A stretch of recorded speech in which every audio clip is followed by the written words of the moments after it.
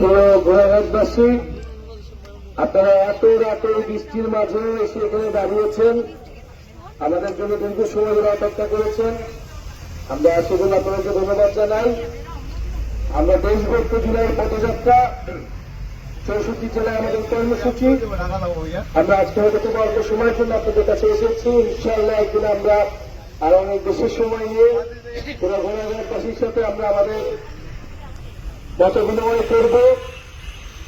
আমরা দিনাজপুরে আজকে আমাদের কর্মসূচি পদযাত্রা কর্মসূচি হয়েছে। আমরা বলেছি যে উত্তরবঙ্গের প্রত্যেকটি জেলা উপজেলায় যে আঞ্চলিক অর্থনৈতিক বৈষম্য তৈরি করা হয়, সেই বৈষম্যের বিরুদ্ধে আমরা রুখে দাঁড়াবো।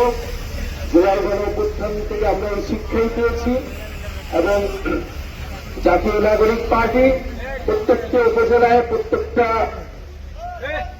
ওয়ার্ডে, গ্রামে তার সাংগঠনিক বিস্তার হবে।